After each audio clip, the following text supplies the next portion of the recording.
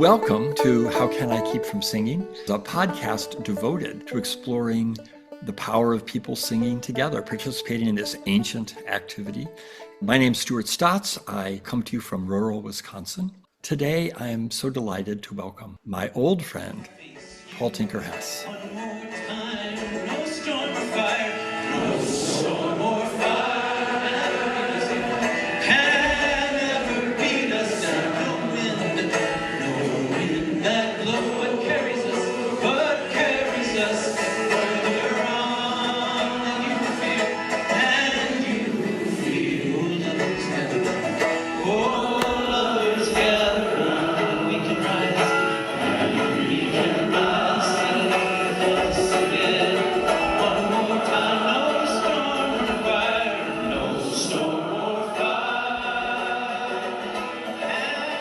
I have known Paul for over 45 years, although I don't think we've been in the same space in about 44 years. How about that? Yeah, and it's been a long time, but I have to say that I first experienced the power of group singing with Paul back in college. Something unlocked in me in what you were able to do with audiences. Paul has this very gentle, unassuming way of inviting people into singing that is just exactly what I think people need when they come together to sing. Paul's a fine songwriter, banjo player, a unique guitar player, lives in Ann Arbor. He's organized the Water Hill Music Fest and shared his banjo playing, guitar playing, and songwriting generously in support of community. Most of all, he seems to know in his bones how to get folks singing along.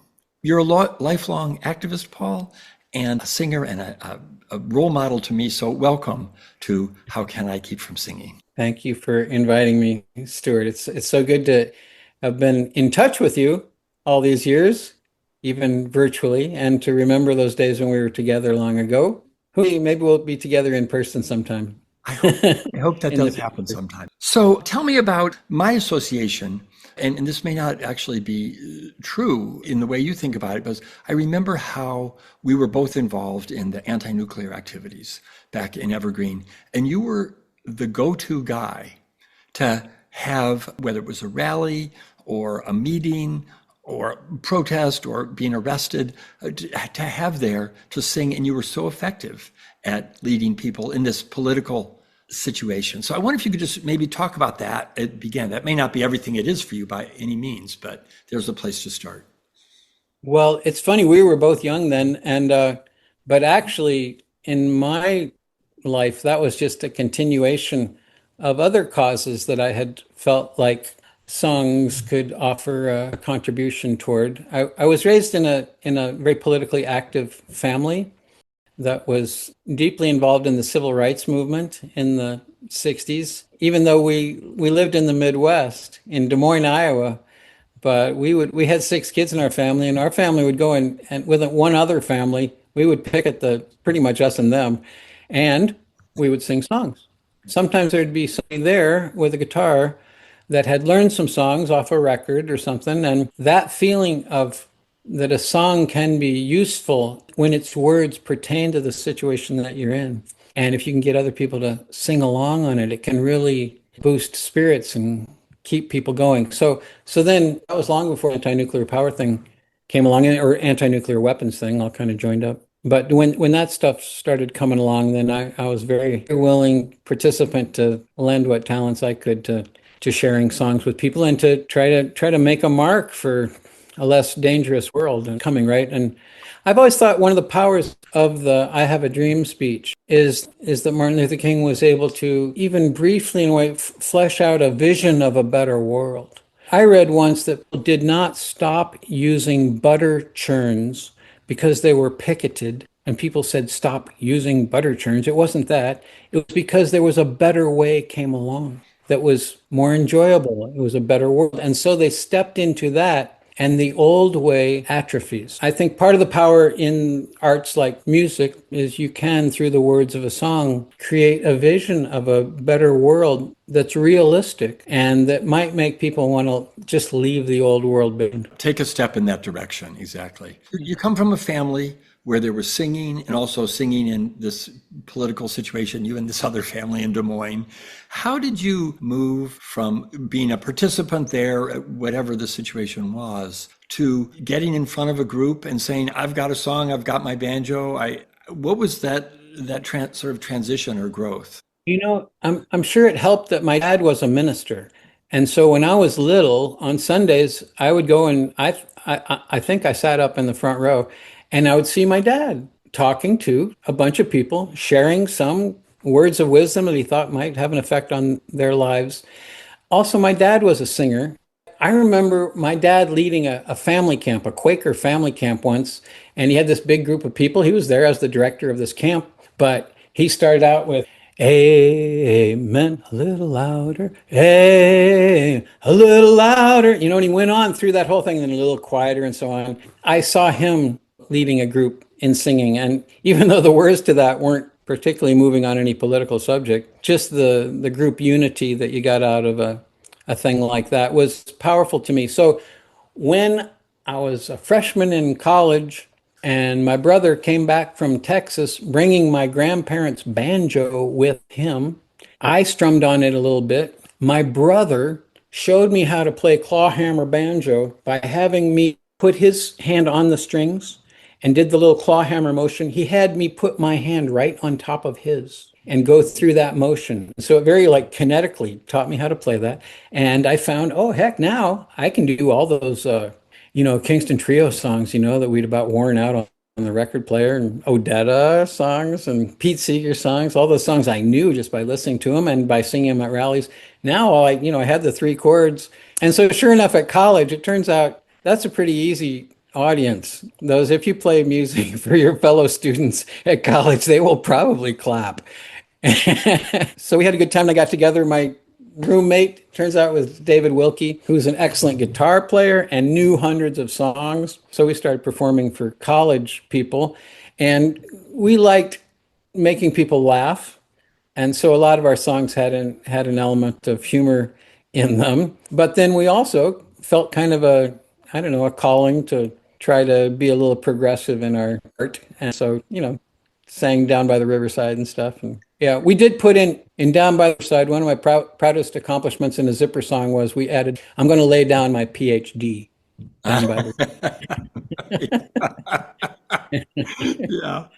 There is this balance between being a performer and being a song leader. They can coexist in certain ways, but I've had this conversation with others about, I'm up here, I've got my song that I want to share to you, versus we are trying to create something together in which I'm more, not to be too woo about it, but more of a vehicle to make this happen for a group. Two very different kinds of experiences. I don't think you can be much of an artist of any kind if you don't have some strong feelings about your art and what you like and what you don't like and how you are going to choose to present it. And in order to stand up in front of a group of people, you want them to like you. Like, I don't think there's any getting away from that. But there's so many different kinds of music with different effects. Some kinds of music, people are such incredible musicians that if there was a visitor from another planet, you would want to show them that musician to say, like, look, this is what a human is capable of. And they would go, that's amazing, right? These people from another planet. But there's a whole nother kind of music, which it's not hard for people like me who are not really very adept, very skillful musicians. If we put out simple music, and if you do it, you try to strip away the ego from it, not make it too flashy, not make it about yourself, there's a good chance that people will see you, and there's going to be some element of them going like, oh, that's awesome, because heck, I could do better than that, right?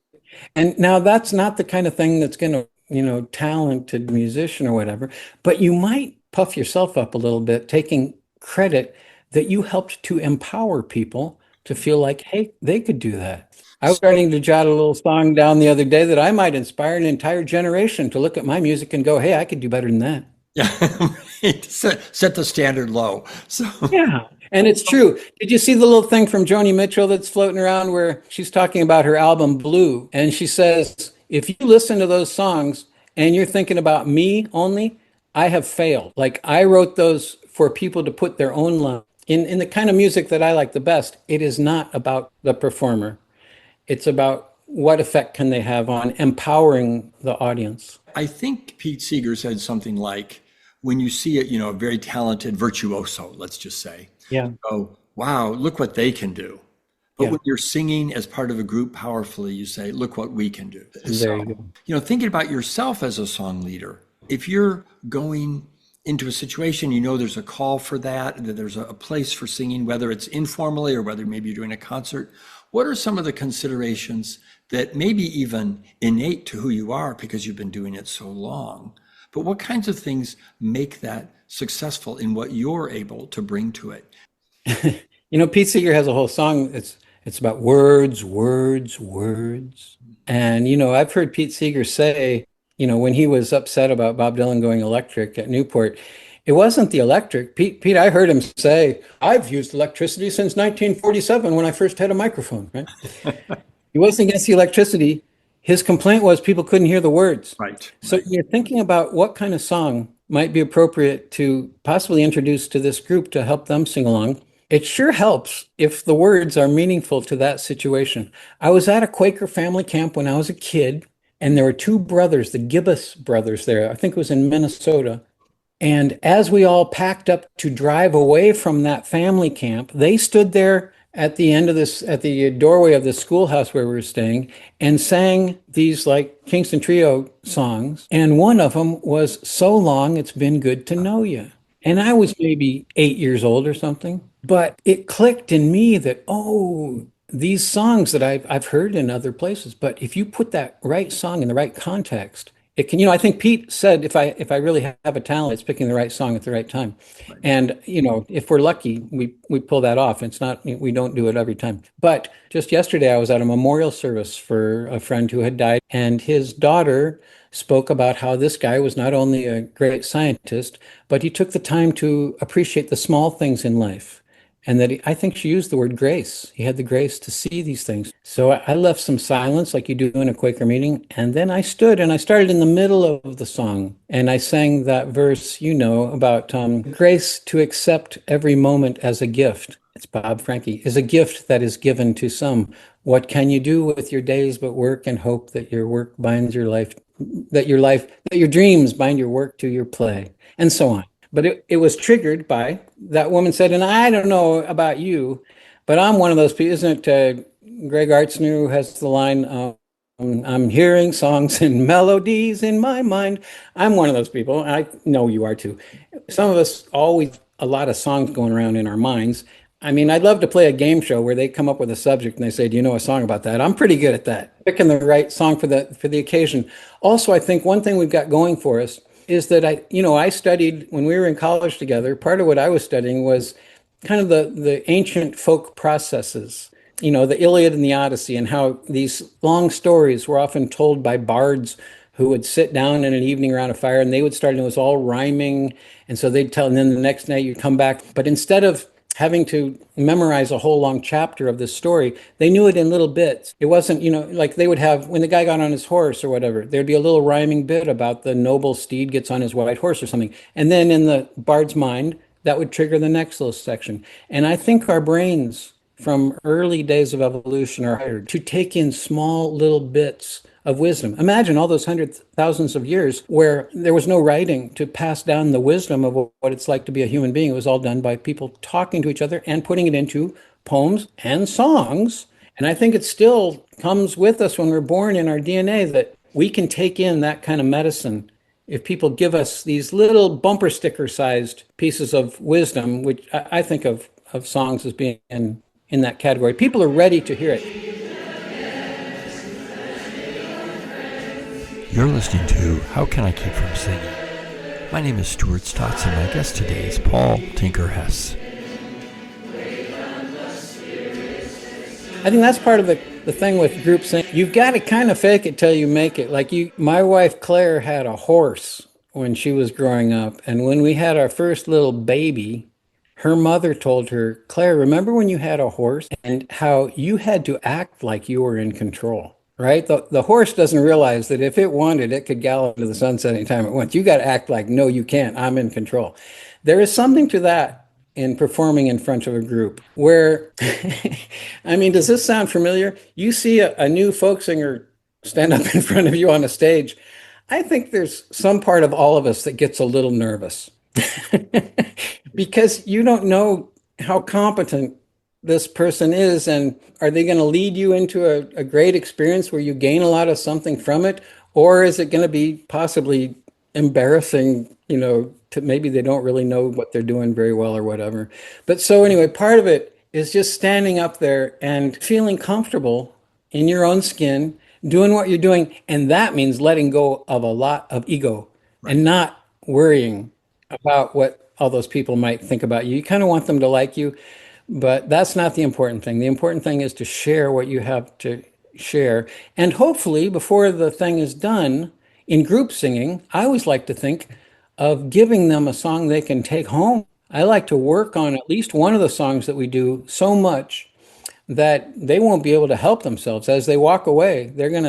They might hear that little thing, or you might wake up with that little thing stuck in their head. So I like to teach songs so thoroughly that it might have impressed itself on their brains enough that they can recall it. And I'll give them little tips for, I don't know, little mnemonic devices maybe for learning the words if they forget them. But basically, I like to just drill them over and over again. And I think a lot of group singing moves into that rare and wonderful time of human experience, kind of transcends time. Like if you're lucky, you get into a thing, you're singing and you're all kind of grooving on it and singing together. And Pete Seeger was like, if you hear the person next to you singing high, you sing low, and that right. And you harmony. I was able to spend 3 months with Odetta, and partly what she talked about was feeling the resonance in your skull when you do those, kumbaya, and you feel all that in a group, and suddenly you have as much concern for time as like a 3-year-old does. Like you're not concerned with time. So as a song leader, you can take advantage of that. And you work this thing, and by the time you've sung it 4 or 5 times with it, maybe the chorus 4 or 5 times, and you're lining it out, right? You have to say the words before you sing the song. This is, Arlo Guthrie says about Pete. Pete sings the song twice. He sings it once before he sings the song, and then he sings the song, right? He says the words. And the point is, you can do that in a group singing thing and sing it over and over and over again. And it just gets better in those moments. You're not likely to have many people say, like, this is getting boring. I've already done the song so much. More likely, they've done it 3 or 4 times. And so now I'll sometimes call out, like, now you know it. So before you, maybe the last 2 or 3 times, because they do know it. And singing something that is so enjoyable. I appreciate so much what you're saying. Several things just to sort of bring up that what you said. One is this idea of the right song at the right time. You may have a song in mind that you want to play, but it's not the right song. So let's go to that song. Also, small. I mean, I've seen folk singers try to teach choruses that are like 6 lines long. And, I mean, it's just, the intention is good, but you just can't ever get into the groove because you're so worried about what the next line is and are you going to mess it up? But then I think what you're also saying is this idea of taking it a step farther than just we made it through the song singing together. Now let's enjoy it. I mean, I've used a line before, hey, you've done all this work to learn this song. Let go of that and let's just sing it for fun. And that does allow this experience that you're talking about, which is exactly what sort of the heart of what I'm interested in the conversation. How do we get to this transcendent sort of place where you are just in the midst of voices and you don't necessarily even hear your own voice that much, and something really powerful happens. And of course, it rarely happens because we don't have the opportunity to do that for most people, for all the reasons we can name. But nevertheless, there are opportunities, and that's kind of what this is all about, right? How do we make that experience possible for people? In the kind of progress that like you and I are hoping to make in the world, I think a lot of our inspiration, speaking just for you and me, no, I shouldn't speak for you, but speaking for myself, a lot of that inspiration comes from an illogical part of our being. It comes from an emotional part of our being. It comes from these invisible bonds that we feel with other creatures. And music is perfect for that, because if you get into it and you're singing those notes, and I mean, it's like sometimes when I'm doing music and I hear a bird singing, I go like, oh, we're kind of doing the same thing, and I feel a little bond with that bird. But maybe you know this story. I was introduced to Pete Seeger one time as a person who David Wilkie and I had recently given singing testimonial before the Nuclear Regulatory Commission. And so I was introduced to him that they recently sang for, and he said, "Oh, I think that's just great." He said, "I do believe that one day in the halls of Congress, some senator or congressman will give all the reasonable, rational, arguments for their piece of legislation, and then they'll burst out in song." Right? And the point is the contrast between the left and right brain approach to things. I mean, there are reasonable, rational arguments for us to make for whatever we're pushing. In this world where so much of what makes sense is based on dollars and cents, you're not going to prove your point. If you're a champion for compassion, you're not going to prove that on any rational, reasonable level, right? Yeah, we And need so to speak deeper, and music does it. It speaks to, the emotional and the soul, frankly. All of those things are ways that both connect us, but also change us internally. So, music has that. I know that two of your heroes, I was asked the question of like, who are the heroes, people, not necessarily famous people, but I can tell already, you're going to say Pete Seeger and you're probably going to say Odetta. Other folks that come to mind, I mean, for example, sometimes people will just talk about a teacher in middle school or whatever. Oh, yeah, there is some of that. I say I was strongly influenced by Perry Como and Che Guevara. I'd like to see both of them on a t-shirt. My latest hero, I recently, just in the last few days, you know how like your favorite recording is always like your most recent one? Right. And lately, I've gotten onto this song by Bob Franke that I heard Annie Patterson sing actually, and then I took it on and I'd never heard it before, but I got into it. And doggone it, in the first verse of this Bob Franke song, he starts out, "There are songs that never ask you anything." I mean, that's kind of audacious to put that in the first line of a song. It never ask you anything. Okay, they don't challenge you. The next line, there are strings that beat against the wood. Like the guitar strings, I think, is what he's talking about. It's just they make noise. And then he says there are songs that ease the singer's heart to sing. Right? There's some songs that just make you feel good when you're singing. You're thinking like, where is he going with this? Like, but then he's got these three words, and I think say it all. He says, "And that's good." Before he says, "But there are words that change the way you look at things." I think that's what I'm interested in, is using this irrational framework, this irrational format of making frequencies just like all the other animals. But we got the language thing.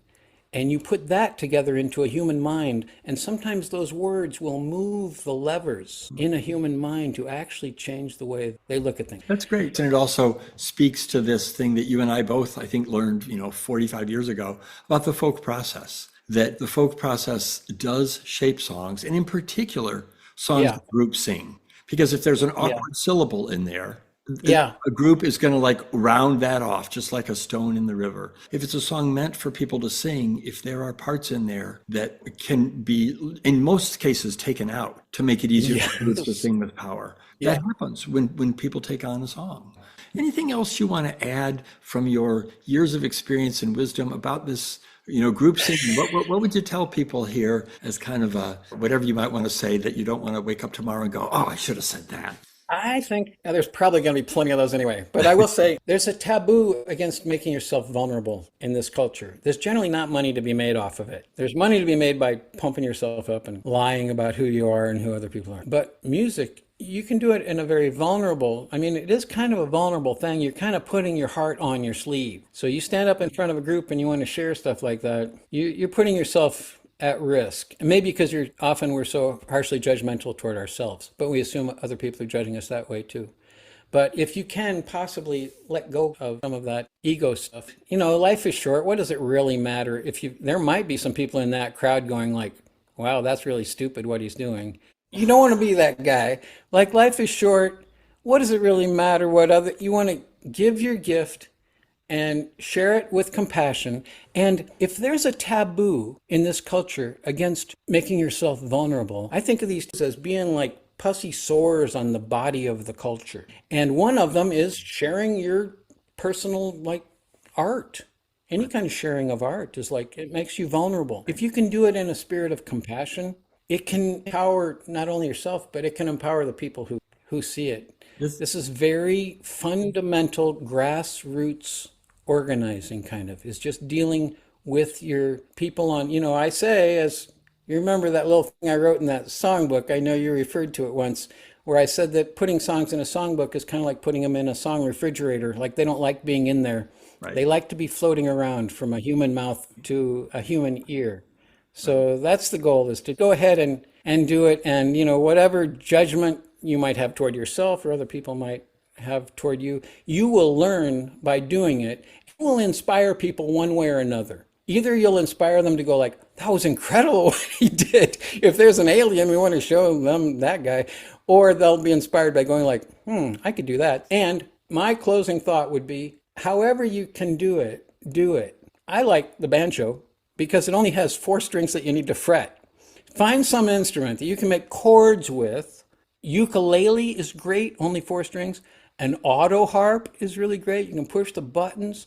Learn about 3 chords is all you need. And then invite some of your friends over. Get off the internet, get off the TV, get off the YouTube thing, and with each other with actual mouths, going to actual ears, and see if it doesn't release a lot of good energy. Paul, I just want to thank you so much. It's been delightful to have this conversation, to be able to talk with you and gain some benefit of your experience and also just the depth of who you are. So thank you very much for being here. And Thank you, Stuart. I feel lucky to know you.